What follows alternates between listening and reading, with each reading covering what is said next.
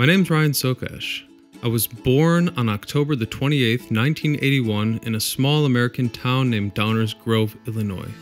My parents were working class, dad was a mechanic, mom was a nurse, and when I was a little kid I was totally obsessed with sign language and Japanese culture. Like most American kids, my parents divorced when I was a little kid, and the situation distracted me terribly from school. As a result, the teachers thought something was wrong with me and sent me for special testing. My mom was so disturbed by the results as they stated that I was dyslexic and that I was learning disabled, a really scary term. I was moved into a small classroom, literally in the basement of the school, which the kids called the small class. This was not a good thing. Everyone knew that the people from the small class were stupid. This new class was crazy. One kid named Bobby would hit his head on the wall. Other kids would try to stab you with their pencils, and we actually didn't learn anything. But the worst part was that the normal kids in the other classrooms all considered us to be retarded. They would bully us and fight us on every occasion. The only kids who really accepted me were Mexican gangbangers. These kids were really bad. They'd bring guns to school, they'd take drugs, and steal. But they accepted me, and that made me feel safe. I spent a lot of time with a guy named Arturo, who took me to his trailer park, where our favorite activities included shooting his dad's gun, listening to rap music, and generally making a little bit of trouble.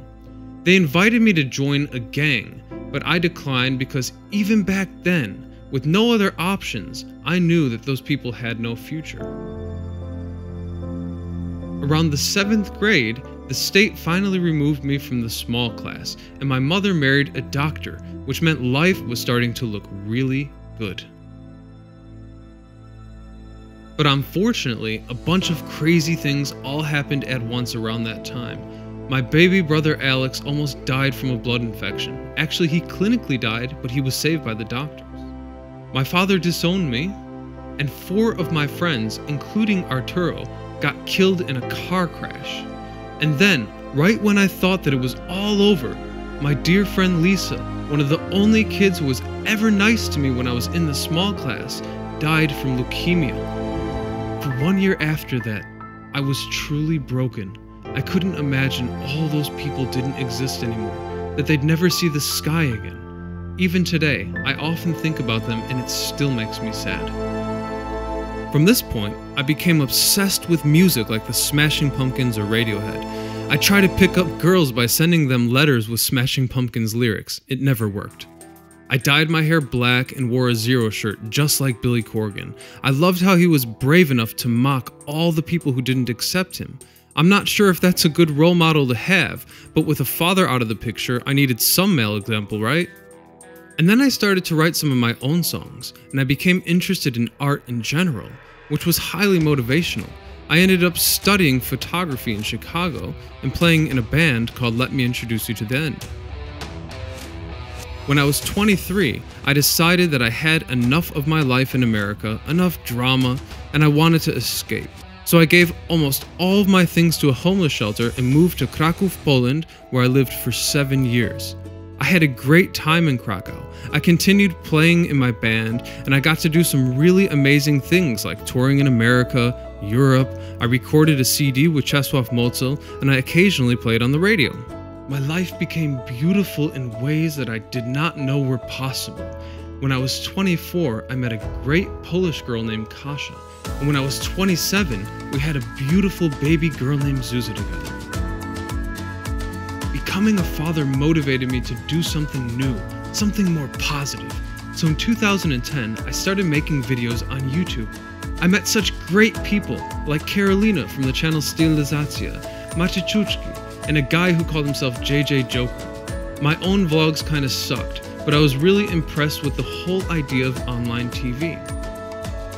After my friend Karolina suggested it would be a good idea for me to move to Warsaw, I packed my bags and looked for work in the media.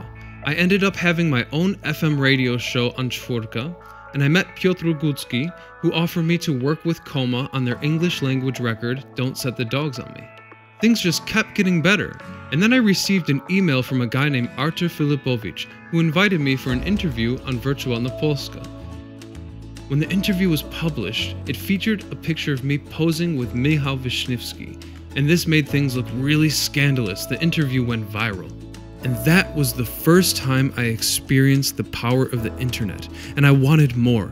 So I asked Artur to introduce me to his company, where I was given the great opportunity to host 2 programs, Hollywood and Socash. Now before I move on, I really want to thank my boss from back then, Łukasz Skalik, for giving me the job. That totally changed my life. Around this time, online TV became my new obsession.